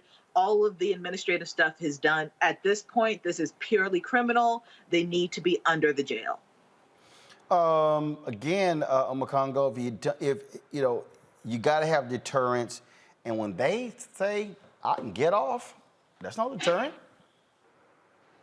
That's right. That's right. And this is yet another reminder of why we need the George Floyd Police Reform Act. It's another reason that we need to understand that as part of that is a database of officers who do things like this. So when they do get fired, they can't just go down the road and do this again. And we also have to be mindful of the fact that one of the things the brother was saying was that he sped up because he wanted to drive to a lit area because he was afraid of what was going to happen in being pulled over in the dark. We saw this a couple of months ago with a soldier in Virginia. Imagine if there was no lighting. This brother might have ended up dead. So we see these situations where officers will make the situation worse by running up and say, oh, you're resisting, and then knock them out, or just try to pull people over in the dark. And they put us in positions where they feel like they are forced to do what they're doing, where they're just looking for a reason to beat us down. And so we need that national registry. There needs to be a trial, and we need that police reform bill passed. And yes, I hate seeing these videos. I actually listened but didn't watch, Kelly, so I was on the flip side of you. But we have to be reminded at the same time that we don't have an anti-lynching bill. We don't have a George Floyd Police Reform Act. And with everything going on, COVID and all of these, we kind of lull ourselves into a belief that these things are not still happening until they happen to one of us. And so we have to keep up the fight and make sure that we're following these cases, because if we don't, no one else will. All right, folks, here's an update on the video that we showed earlier of U.S. Border Patrol agents beating Haitian migrants with whips on horses as well. This is a statement released by the Department of Homeland Security. The Department of Homeland Security does not tolerate the abuse of migrants in our custody, and we take these allegations very seriously. U.S. Customs and Border Protection's Office of Professional Responsibility is investigating the matter and has alerted the DHS Office of Inspector General. In addition, Secretary Mayorkas has directed that personnel from the Office of Professional Responsibility be on site full-time to ensure that the responsibilities of DHS personnel are executed consistent with applicable policies and training in the department's values. Secretary Mayorkas visited Del Rio today and witnessed the extraordinary work of DHS personnel. The footage is extremely troubling, and the facts learned from the full investigation, which will be conducted swiftly, will define the appropriate disciplinary actions to be taken. We are committed to processing migrants in a safe, orderly, and humane way. We can and must do this in a way that ensures the safety and dignity of migrants. I would say anything less than them getting fired, Kelly, is unacceptable.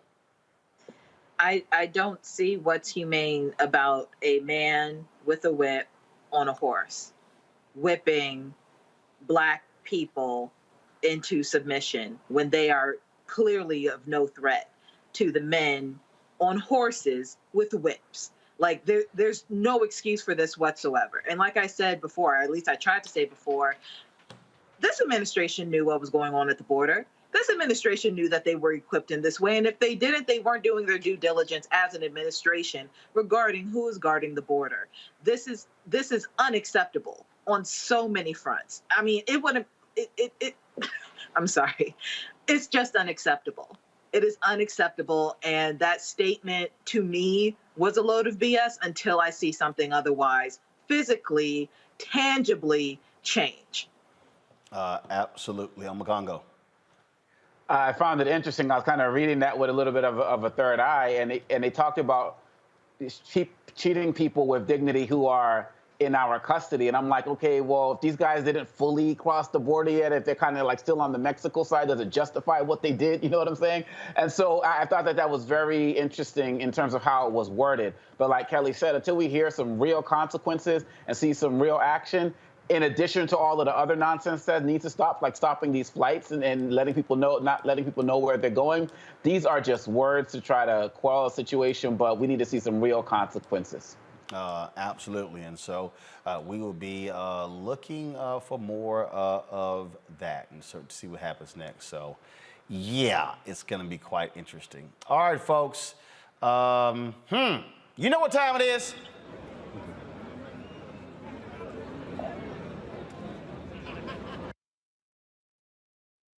No charcoal grills are allowed. I'm white. I got you, girl. Illegally selling water without a permit on my property. Whoa! Hey! We don't live here. I'm uncomfortable.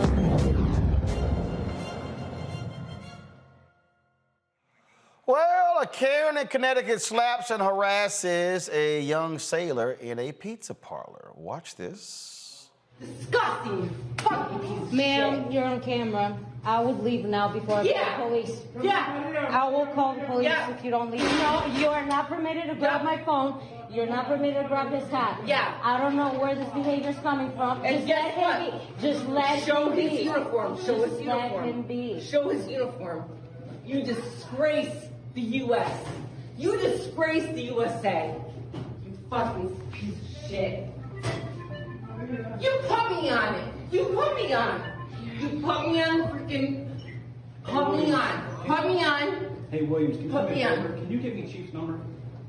What's Chief? Chief That's not a Chief uniform. You piece of fucking shit. Chief Powers. Well, Lori Desjardins turned herself in after the video of her discrediting Sean Myrtle Jr.'s status in the Navy and slapping him went viral. She's facing third-degree assault and second-degree of breach of the peace. Sean remained calm during the outrageous encounter.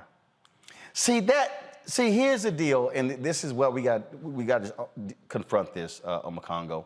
See, we have to be the ones who remain calm when they act a fool. I'm just telling you right now, you put your hands on me, in that case, you actually can get popped right back in it's self-defense.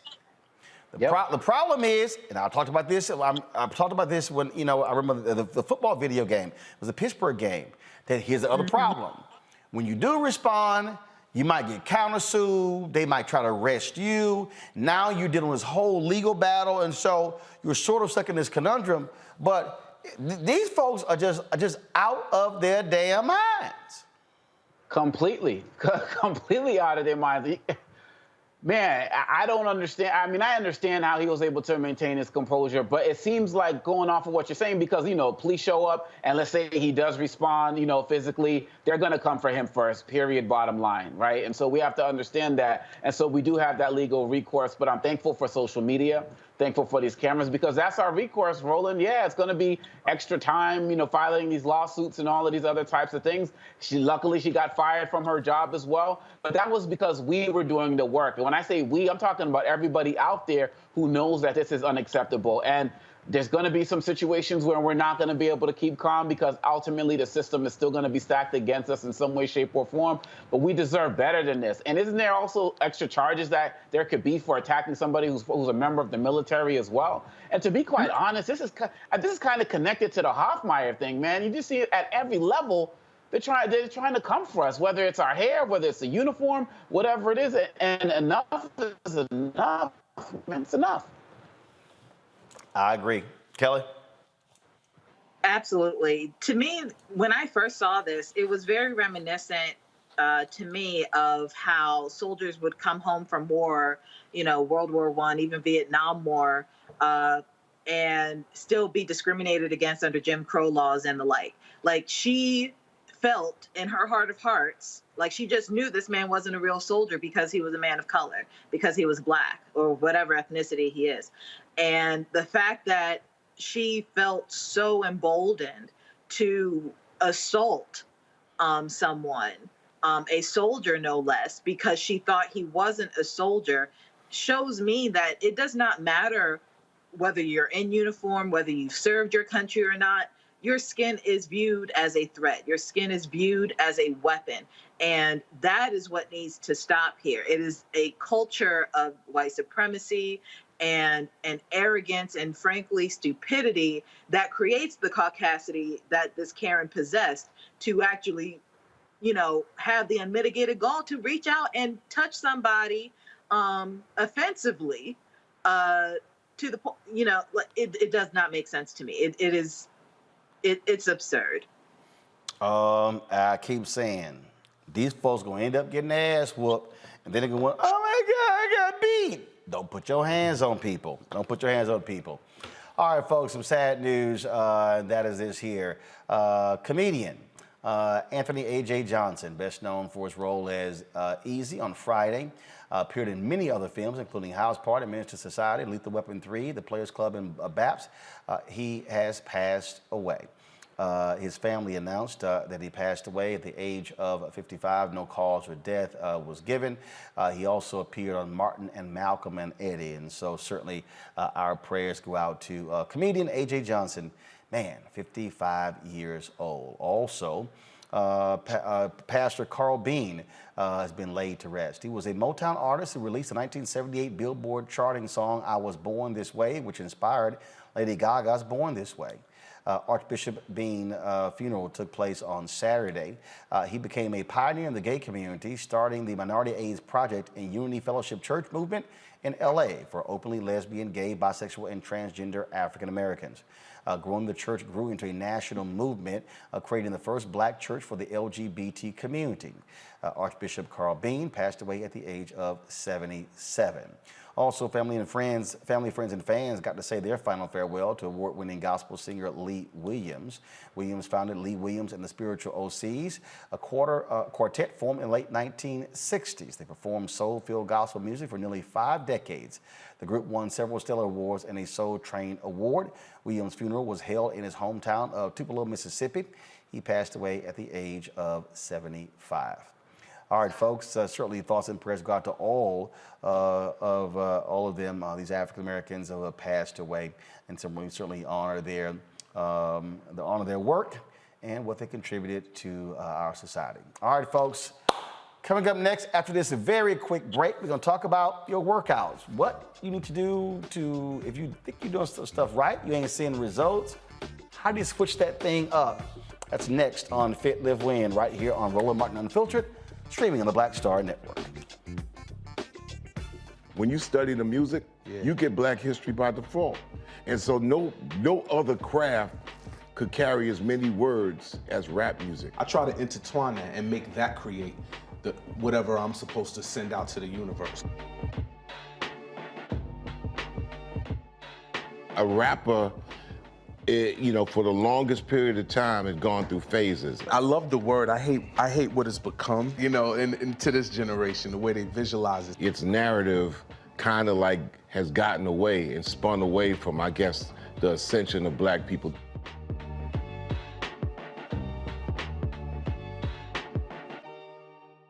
Hi, everybody. This is Jonathan Nelson. Hi, this is Cheryl Lee Ralph, and you are watching Roland Martin, Unfiltered.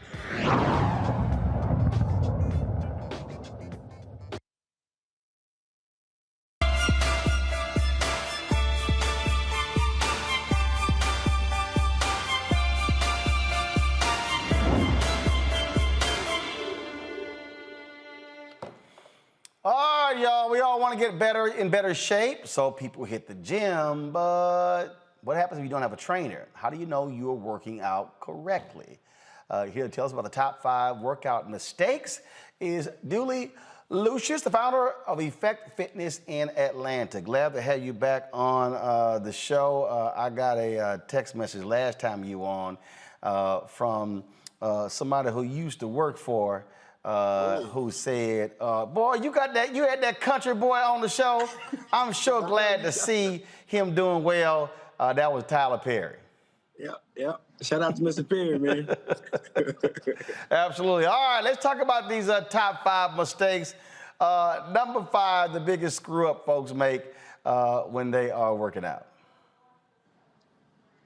Like I said, bro, I think the biggest mistake people are making right now, man, is just not having a plan. So, like, most people you see in the gym, man, they're kind of wandering around. They don't know what this machine works. They don't know what that machine works, especially if you, like you say, if you don't have a trainer. And I think if you could just educate yourself on simply looking at the machines. Every machine in the gym today, it shows you exactly what body part is working on. So when you're walking in the gym, just simply spend 5 or 10 minutes just educating yourself. If you say, I'm going to do arms today, walk to every machine, look at it. It's going to tell you exactly what to do. And, man, just educate. I want to work biceps today. I want to work chest today. I want to work triceps. Just look at the machines and just educate yourself on simply just that part right there. All right, so what about this whole issue of inadequate nutrition and hydration? So here's the question. If we work out in the morning, do we eat before we work out, after we work out? Do we work out on an empty stomach? Do we do a banana? Do we do protein shake? What do we do? I'm thinking you're doing a little bit of both. So right before the workout in the mornings, which is, in my opinion, it's just my opinion, Ro, it's the best time to work out. Because if you ever miss in the morning, you still got the opportunity to get back in the gym in the afternoon. So in the morning, the best time, to me, it's the best time to work out. You got a little room for error. Because if you miss in the afternoon, there's no way you're getting back in there super late at night. But I would suggest you eating something light, like a piece of fruit, like maybe a protein shake right before a workout. But the key meal, Roland, is right after the workout. Like, you see so many people that don't know what to eat after the workout, and they end up not having a plan, so they're going to get something fast. They end up at some damn fast food restaurant. So I think the most important part is make sure you put the right stuff back in after the workout, because that body is burning. Your body is burning. Your body is burning. So you want to make sure you want to put that protein in there. Make sure you got something, because that body is burning that fat.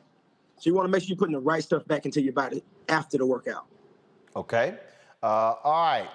This is probably a good one. Inadequate warm-up. I see this all the time when people play golf. They do not do a proper warm-up. And they see me over there stretching, using my bands, and I'm like, all right, y'all going out there and try to hit cold, see what happens. Yeah, like I said, that's the warm-up. That's the warm-up. That's getting to the gym early. That's having a plan, man. Like I said, from playing golf, for any sport, if you don't warm up properly, I'm telling you, it's not happening. It's just not happening. It's not happening.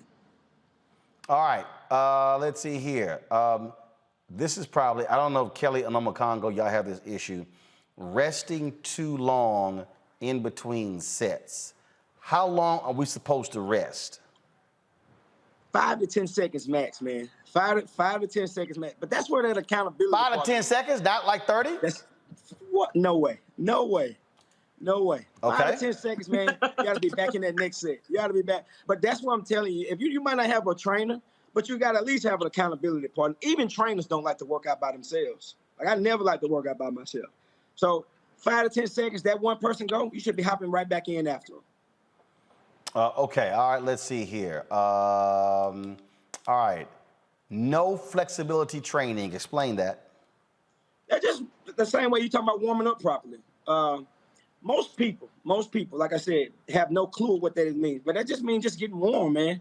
That's a proper stretch. That's a proper stretch, not only before the workout, Roland, but after, because your body is super tight after that workout. That's one of the most key times to stretch is right after your workout. Make sure you don't just get in your car and ride 20, 30 minutes back to your destination. Now you're like, oh, my whole body's locked up on me. All right, Kelly Amakongo, y'all got any questions? Anything y'all been doing wrong you need some help with?